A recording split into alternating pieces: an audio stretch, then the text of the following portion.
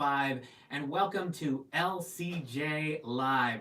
Thanks for being here. Hope all is well. And coming up on the show, we will talk about Elio. I'll mention Herbie here in a second.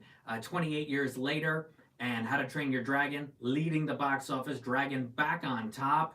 I'm going to pull up my feed here. If you're joining us here, thanks so much. Send in your questions and your comments. Did you see any of the movies this weekend? Let me know. And I'm actually going to give myself a little more light. Hang on one second. Let's do this. There we go. Let's see how that does. I'll give it a little more light. Ooh, it gives a glow to Elio.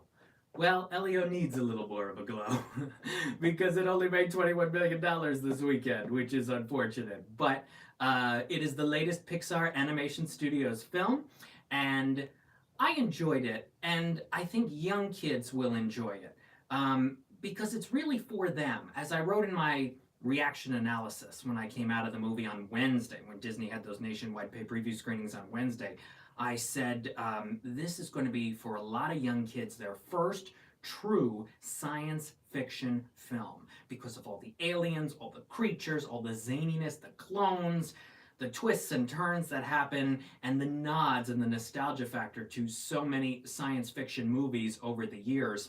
And I think young kids, especially that 11 and younger crowd, 5 to 11-ish, will get a lot out of Elio. Now, there are some mature themes. There are dramatic family elements that are pretty mature for young kids. That's actually a common theme in a lot of Disney and Pixar animated films. 21 million with a third place open does put it at the lowest opening weekend ever for a Pixar film that got a pure theatrical release nationwide right away. Of course, we had Soul, we had Luca, we had Turning Red. Soul was completely Disney Plus. Luca and Turning Red only opened in a couple of theaters before getting those re-releases more recently. But 21 million, it's along the lines of the start of Disney Animation's other films from the last couple of years that didn't do so well on the Disney Animation side. Wish and Strange World. Wish only did 64 million total. Strange World did 38 million total, though. I'll never forget when I saw Strange World on Black Friday 2022. It was packed with kids and parents.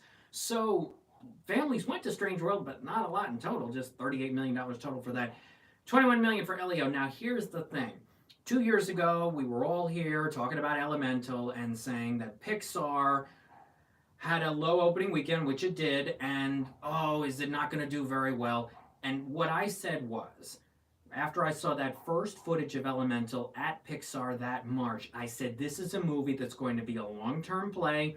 It's going to be a date movie. It's going to be a film for teens and the 20-somethings and even the 30-somethings who maybe don't have kids yet and are, want to go see a summer movie.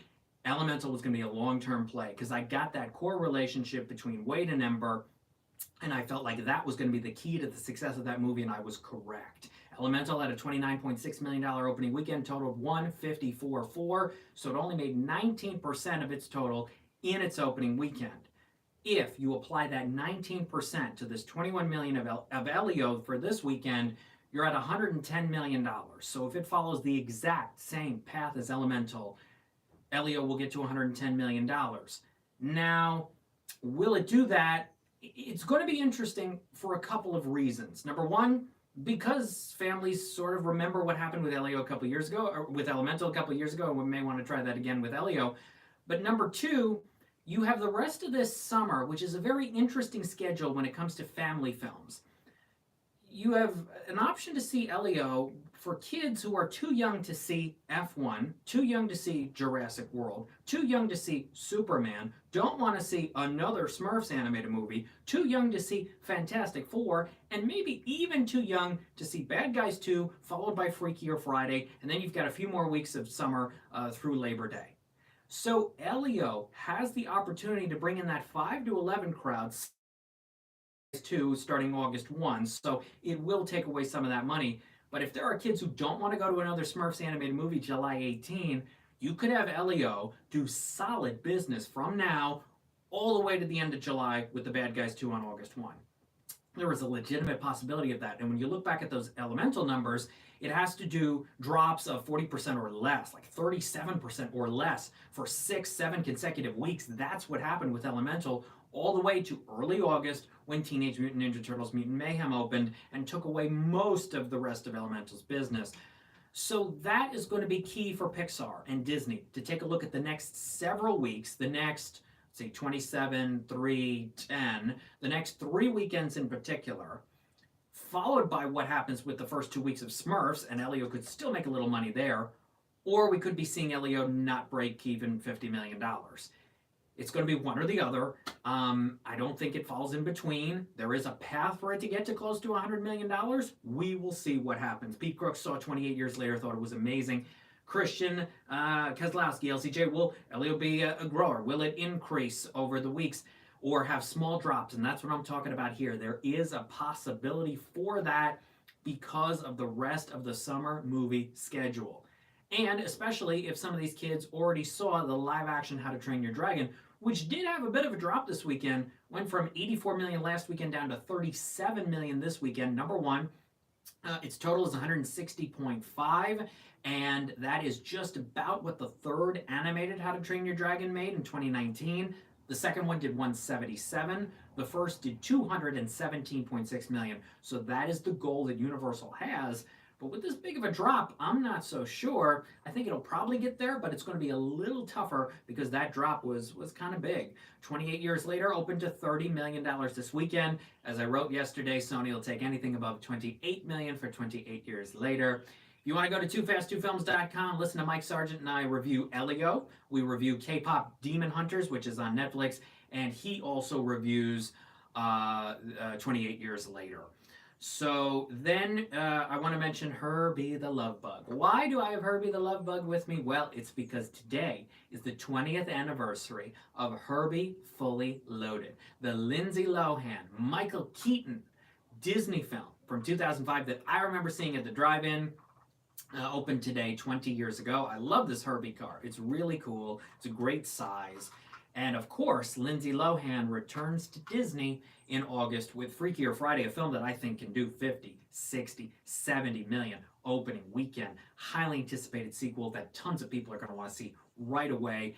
I think the same applies to Devil Wears Prada 2 in May. People are like, oh, it's not a Marvel weekend anymore. Why do we have Devil Wears Prada 2? That's not a kickoff to summer. Watch Devil Wears Prada 2 open to 70 million, okay?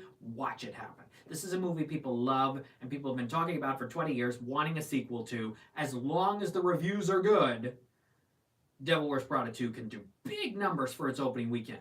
Remember back in 2006, it opened to 27, totaled 125? Huge multiple there. A similar multiple to Elemental. This Devil Wears Prada 2, as long as it's good, has the possibility to do very well to kick off May next summer. I haven't seen 28 Years Later yet, Pete. Maybe I'll catch up on it at some point, but I checked out Elio on Wednesday, and we'll see what happens with Zootopia 2, what Disney Animation and Pixar have in the pipeline. They've got hoppers for March. Pixar, of course, Toy Story 5 next year. Frozen 3 is on the way. We've got Zootopia 2 in November. And people are saying, oh, Inside Out 2 did $100 million in its second weekend this time last year. Yes. The sequels are going to do huge. The redos are doing okay. When you look at How to Train Your Dragon, when you look at Lilo and Stitch, which added $9.7 million this weekend in fourth, there's Stitch behind me because Stitch decided to pop out of this Elio poster. 9.7 million. Lilo and Stitch is at 386.8. Disney will find a way for it to get to 400 million domestically, but that is a bit of a drop from Moana 2, which did, I believe, 460. Inside Out 2 did over 600. So it's a bit of a gap.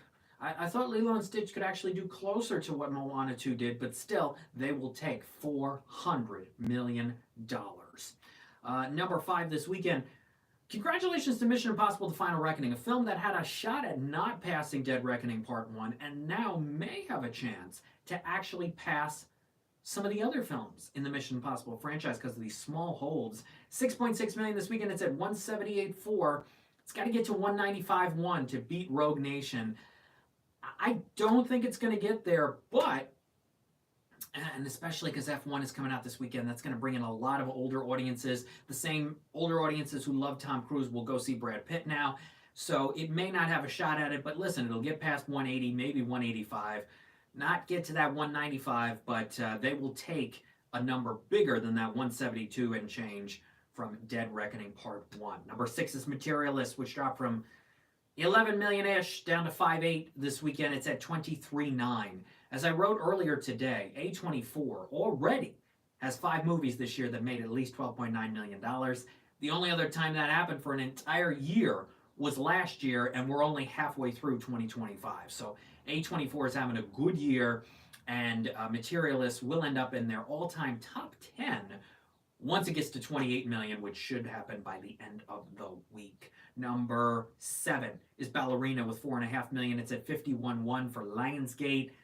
Nowhere near what John Wick Chapter 2, 3, and 4 did.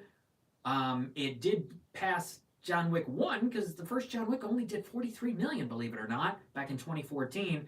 But adjusted for inflation, it's probably not even there. Number 8 is Karate Kid Legends, 2.4 million. It's at 49.4. Remember the 2010 remake? Did 56 million just in its opening weekend. Number 9, Final Destination Bloodlines, 1.9 million. It's at 134.8. Rounding out your top 10 this weekend is a film called Kubera with 1.8 million. The Phoenician Scheme out of the top 10. Added 1.4 million. It's at 16.2. It barely now passes The French Dispatch, which did 16.1, but will not come close to the $28 million of Asteroid City from just 2 years ago. So the Wes Anderson fandom and impact, clearly, it's finally starting to get to people that all his live action films are the same, and maybe he should go back to animation and do something different. Number 12, maybe, The Life of Chuck with $1 million. It's only made $4.7 million. Not a lot for Neon's darling. I don't care for the film much. Bride Hard with Rebel Wilson, I don't think is going to get to $1 million this weekend. And the re-release of Brokeback Mountain, which we don't have the money on yet, I thought could do okay numbers. So we'll see. Maybe Focus Features will put out those numbers pretty soon. As I mentioned, this weekend is F1. Listen, I've talked to some parents who are like, my kids love F1. And if this brings in families, then F1 is going to do huge numbers and beat all expectations. Megan 2.0 also opens. First, Megan did almost $100 million domestically a couple of years ago, but I'm not feeling the buzz and the impact quite as much on Megan 2.0 as I was on the curiosity factor of the first one. Maybe people already think it's going to be too much of the same and aren't even going to bother. So Universal's got that. Jurassic World opens just 5 days later, next Wednesday, July 2. So a back-to-back for Universal, coming off of How to Train Your Dragon. But you've got Warner Brothers and Apple with F1. And we'll see what's number 1 next weekend. It's going to be very interesting to look at that. Sorry Baby from A24 opens in limited release. And at home viewing, I recommend the new Barbara Walters documentary, Tell Me Everything, which is on Hulu tomorrow, and the animated film Into the Wonder Woods, which is on VOD and digital starting Tuesday. Also on Wednesday is Season 4 of The Bear. Looking forward to that. Though I didn't love Season 3, Season 3, without question, the weakest of the seasons so far of The Bear. And here comes Season 4, which is sort of Season 3 Part 2-ish, so I hope it's better than Season 3, but that starts Wednesday on Hulu. So that's a look at the movies in the theaters, at the box office, at home. I'll have more Animation Scoop Q&As at lcj.podbean.com for the LCJ Q&A podcast episodes coming at you this week. And next Sunday, wow, it'll be the final LCJ Live of the first half of 2025. We'll take a look at that F1 box office, the Megan 2.0 box office, and we will preview Jurassic World Rebirth, plus The Old Guard 2 comes out on Netflix. Netflix has several big movies for the rest of the summer. You've got Old Guard 2, Medea's Destination Wedding, Happy Gilmore 2, and Fixed from Genndy Tartakovsky, plus the Thursday Murder Club with some big names at the end of August. Brandon Woodruff, LCJ, thoughts on the A24 subscription model? Is this a way to save theaters? Haven't fully looked into that, exactly what you're talking about.